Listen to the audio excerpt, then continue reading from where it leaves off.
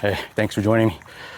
Another 95-degree day, 100% humidity. So, yeah, excuse all the sweat drenching off of me, but just got to get used to it. San Antonio.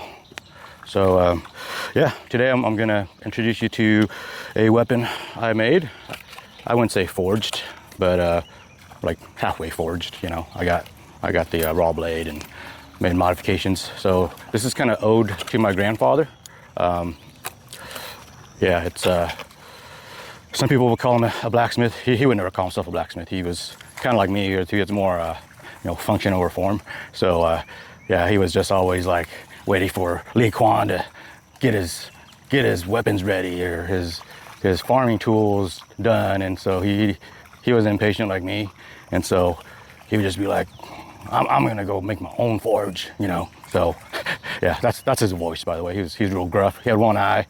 He was missing a few feet of intestine. He got in a knife fight with like a big machete, like a pointed machete. And yeah, he was just a gruff, mean, tough dude, you know, real gruff. But he was always super kind to me. I think we were both he kind of recognized like the outsider in me, like I was different and kind of the the black sheep. So yeah, we always kind of connected that way. You know, he did beat the crap out of me a lot of times for being naughty, but kids, right? So yeah, this is something that is very similar to what he would use like on a daily basis for farming and for field work. So it was more like a practical tool. And this is and that's why I designed this for Alone. So this is the Alone tool. And I was thinking about him when I named it, because he had like the crudest sense of humor, like just vulgar, and I wanted to kind of do an ode to my grandfather kind of thing for the show, and just for the experience, because everything he's taught me. So yeah, so this is it. I'll show you the name. All right, so this is what it's called, AX-Vel. So part axe, part shovel. So if you're trying to figure out why I named it that way, if you say, "Don't touch my AX-Vel" 3 times real fast, you'll kind of get the joke. It's crude, you know. Or, "Oh, I'm alone with just me and my AX-Vel." Say that 3 times. Or, everybody needs an extra AX-Vel. Like, say that 3 times, right? So, in any case, yeah. If you were to ask my grandfather, like, what 10 tools would you take on Alone? He'd be like, "All I need is my AX-Vel, and my bow. And I'll go kill a water buffalo, and then, make all my supplies." I'd be like, "Well, there's no water buffaloes over there. I'll kill 1,000 rats. That's all I need, 1,000 rats." And that's how he was. I mean, he was just like, so, and, no factor, non-factor, as my father would say, no factor, adapt. No factor, right? So yeah, that's how he was. Just yep, just his AX-Vel, a bow, 1,000 rats. Yep, plenty of rats on all the Alone shows. So yeah, this is it. So that's the story. I'm going to show you some key components of this. So if you see here, there's a choil for close-up work, and then I made jimping, real nasty looking jimping. Like I said, function over form. And then I drilled a hole here, and that's for extra sheath retention, and also when I use this top portion, which is semi-sharpened for stripping bark or leather. And then I got different little sections here for cutting, like cutting snare wire or cutting anything, real sharp. So if I need to cut anything, that's fine. I can do that. And then this is, of course, for picking things up or moving brambles or bushes out of the way. So I always like to have that notch. It's really good for just picking things up. And then you see these, this is just this here. I use that also for cutting wire. Like if I would rather just use this to cut wire or manipulate wire, just stick the wire in there. It's sharp on both edges here, both of the ends. That way, if I'm dealing with snare wire, I just stick it in there and just like that, and then it just comes off, just breaks off. Yeah, and then if you see here, and that's got a shovel edge, and that allows me to just basically just shovel in there. You know what I mean? So it's got, so that this edge is, you know, not sharpened except for this part here for stripping meat off leather and for debarking and stuff. So I would hold it like this and just work it towards me. So it does have an edge right there. You kind of see it. Yeah, and then I really like this kind of system here, where I can just, if this breaks, I can just find a branch and just, you know, put a new handle on. Or let's say I'm out there and we're dealing with grizzlies or lions or tigers or something, and I want something long just for a distance weapon. I can go ahead and make it longer. So, you know, I like things that are super adaptable. Yeah, it's not as tough as like, you know, an axe head where you have the handle go in between, you know, 2 inches of steel. But I'm not using this for felling trees. You know, I'm not doing super heavy chopping all the time. This is a multi-purpose tool, general use tool. You know, any general use tool, it's always going to be a trade-off, right? You can't be a jack of all trades and then be like, you know, the best at something. It's kind of pretty much good enough for everything. So that's what this is, and it's actually super impressive. I mean, yeah, you'll see it. It'll chop, you know, 2 inch branches and stuff. You know, one chop, one-handed. It's awesome. Yeah, I'm gonna show you the sheath system. So this I just made myself. Just heated. This is this 0.08 inch kydex. It's thin, but it's not holding the weight of this weapon or this tool, right? So it's just basically to protect me from getting cut. So it just goes in like this, and it clips in, right? So real basic, but real effective. And then I have this. If I really want retention, I just go like this, and you see it's retained. You'll never lose it. And so I have ADD, so I always make sure there's something visible like this, and then like I've lost like countless number of sheaths because I'll put it down, I'll start processing stuff, and then I'm like, where did I put it? So nowadays, everything that comes off the weapon that is necessary to keep it safe or functional, like this, always has a clip, right? So the clip serves many purposes. So, you know, like my other video about minimalizing, everything I do is like multifunctional. So it's not just to retain the sheath. It's not just so I don't lose the sheath, but I also use it so when I'm stripping bark, I got this to hold on to, right?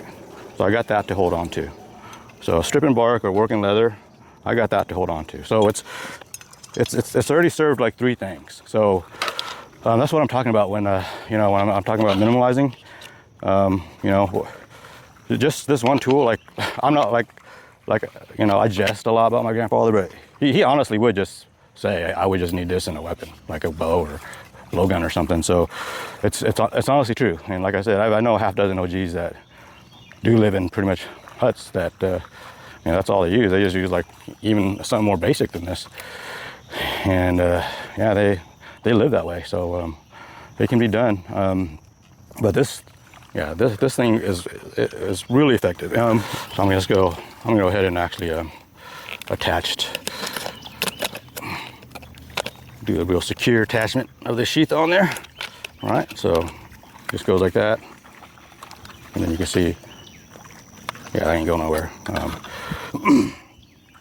And I'm a big believer in modular harness systems or sling systems, just because they're prone to wear out, and they're something you really rely on to be mobile and to keep your hands free. And especially if you're a hunter, you need all the stuff that you're carrying with you while you're hunting or even foraging, and you know, just in case something pops out, right?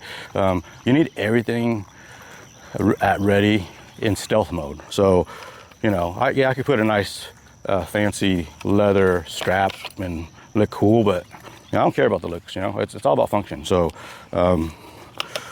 So I just use a bungee, just a heavy duty. Make sure when you buy bungees, make sure they're heavy duty and they're UV resistant. Like don't go cheap. Don't go buy like a bunch of, you know, a dozen for $5 at Walmart or something. Those suck. Okay. So yeah. So basically, I attach it here. I could attach it here. I also got this here. And then you see this here, and you see this might look, it looks pretty, but it's actually functional. This string here, it's actually a bowstring. It's a replacement string, so it does work as a, you know, as a lanyard, but it's also a bowstring, extra bowstring from a bow.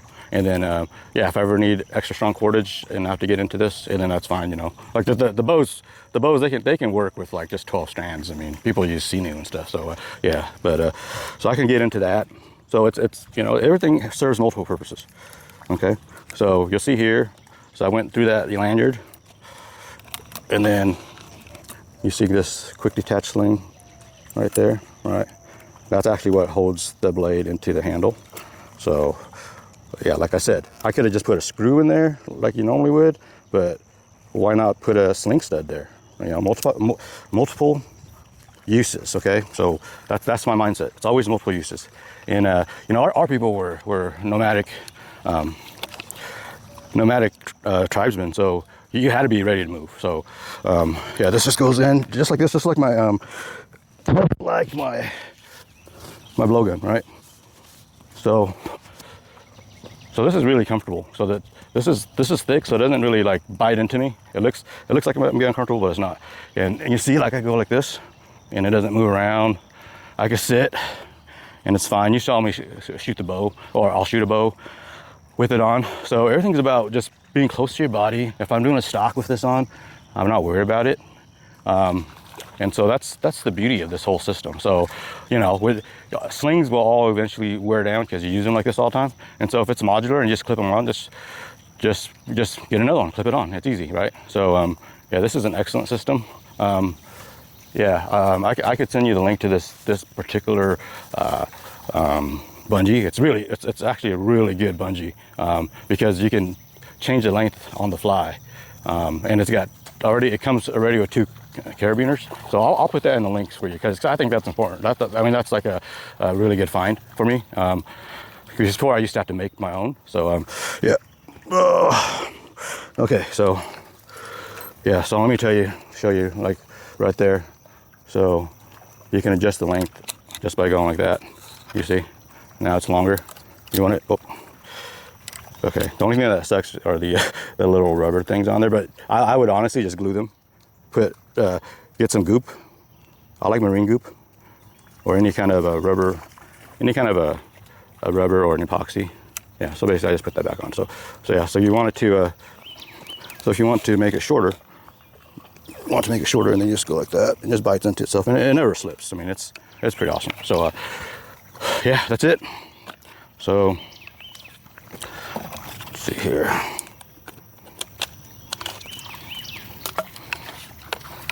Yep, like that, and then it comes off.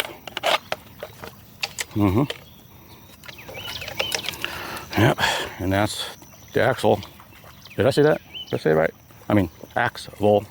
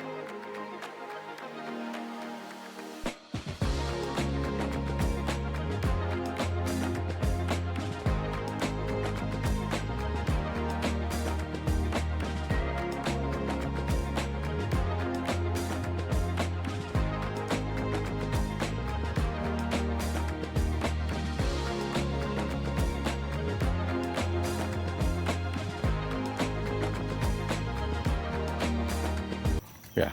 So that's it. All right, Gramps. This is for you, man, in your memory. So I hope you like that, guys. And yeah, I'll do a series on you know, just acid etching this as well. And there also will do a video on me making this from the very start, from like doing the mods, drilling it, you know, semi-forging it. So yeah, I'll show you the steps. So if you guys want more of this kind of stuff, yeah, just subscribe and comment. Yeah, I get a lot of views and likes, but I don't like get many subscribers. So yeah, if you can help build this community, I mean, we can really help each other out. I think if we share more ideas like this, you know, we'll have more fun just with the whole hobby, and you know, being self-sufficient and playing with the toys we make, you know. So all right, now I'll leave you guys to it. It's just gonna be me and my AX-Vel.